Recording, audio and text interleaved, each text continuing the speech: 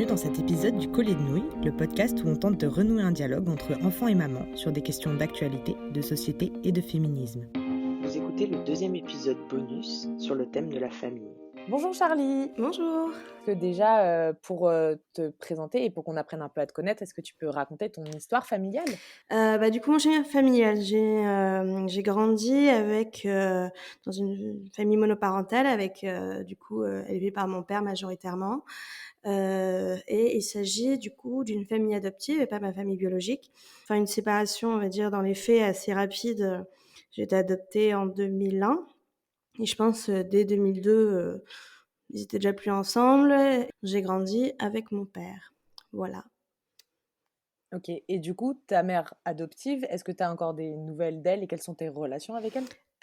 Du coup, ma mère adoptive, au tout début, jusqu'en 2011, j'ai grandi un petit peu, on va dire enfant de divorcés, donc chez l'un, chez l'autre. Et comme ça se passait extrêmement, extrêmement mal avec ma mère, en 2011, elle a eu le droit parental retiré et la visite aussi.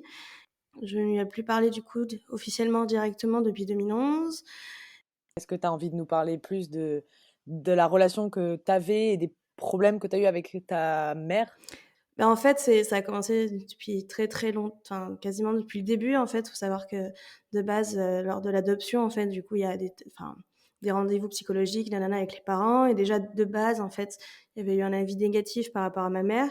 Mais du coup, s'étaient arrangés et, bon, l'adoption a eu lieu. On va dire que, enfin, c'est le ressenti que j'avais, que ma mère n'était pas forcément faite. Est-ce que des parents sont faits pour être parents? Je ne sais pas, mais je pense pas que ma mère était forcément faite pour être parent et s'occuper de quelqu'un. Et je pense qu'elle le voyait plus comme une sorte d'obligation sociale en tant que femme. Et ce qui était pas forcément une bonne chose, je pense, en tout cas pour moi, et même pour elle, je suis pas sûre que ça l'ait fait avancer beaucoup.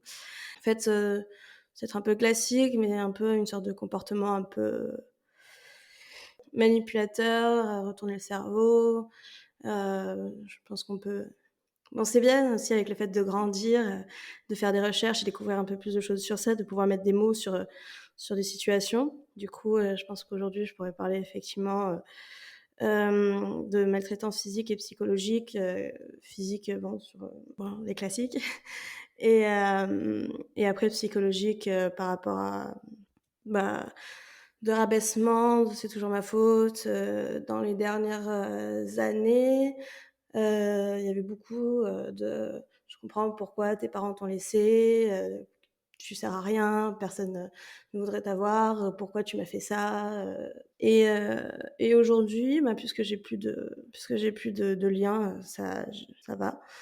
Un truc qui vient avec le fait d'être adoptée aussi, c'est tout le côté, la peur de l'abandon, etc. Le fait de devoir absolument avoir une reconnaissance obligatoire envers les parents adoptifs, comme quoi...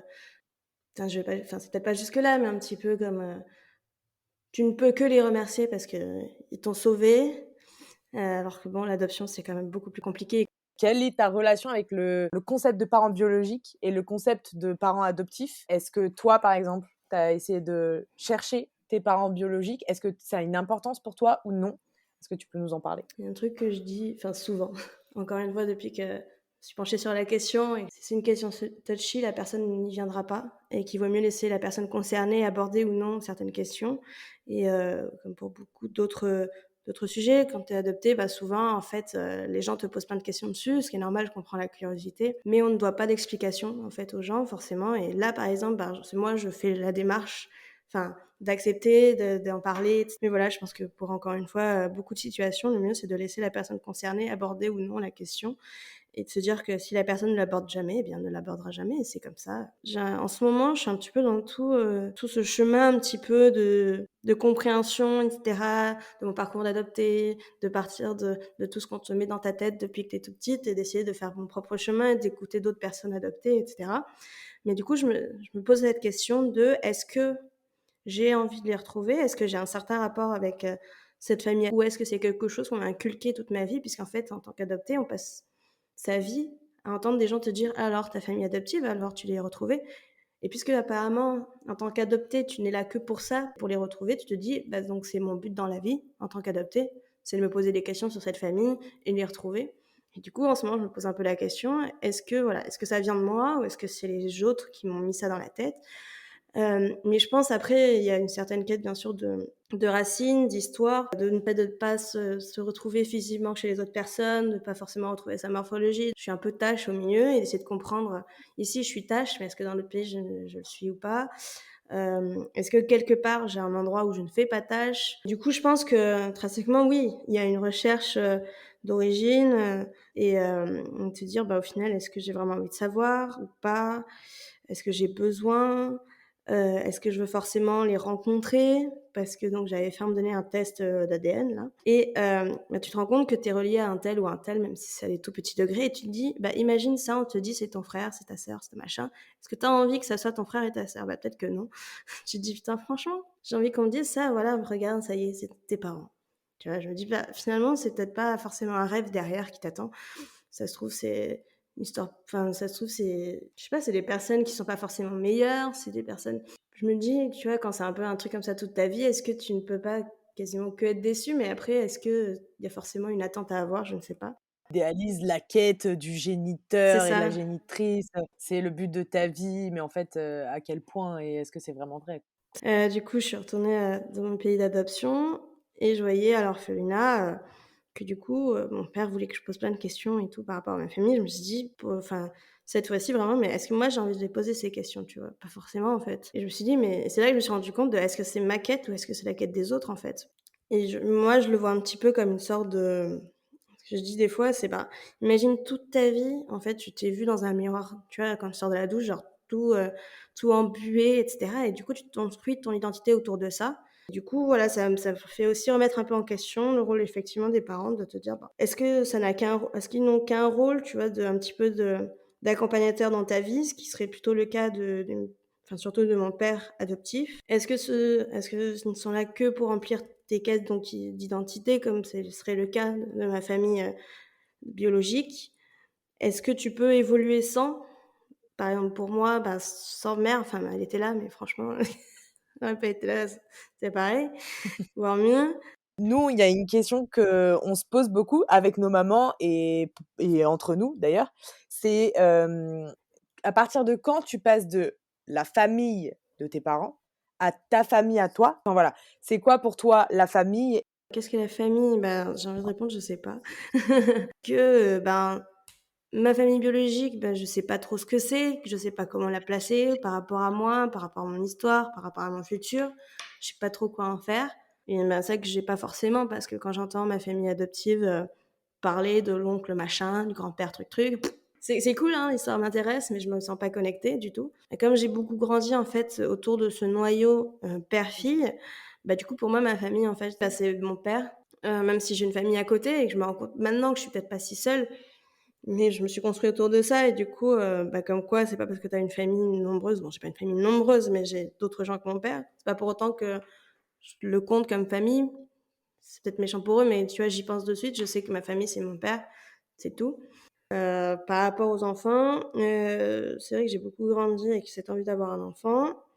Est-ce que pareil, la même question, est-ce que c'est moi? Est-ce que c'est la société qui fait que?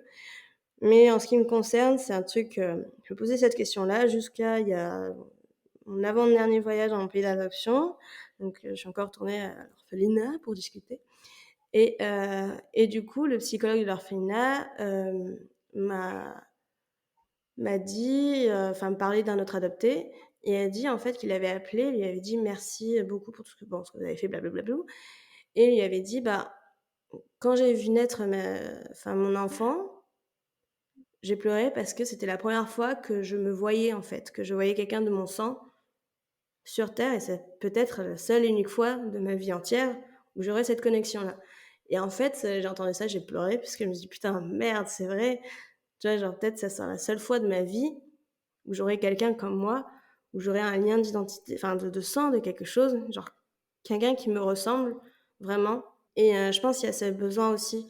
Je sais que si, enfin je sais, je pense que si demain on m'annonçait que j'étais stérile, tu sais, je serais anéantie, pas juste pour le fait d'avoir un enfant, mais juste pour me dire: «Putain, comment je fais pour avoir ce sang-là en fait? pour être connecté à quelque chose. Je sais pas si c'est égoïste, si c'est mal, est-ce que c'est donner un rôle à l'enfant qui n'a pas apporté, je sais pas.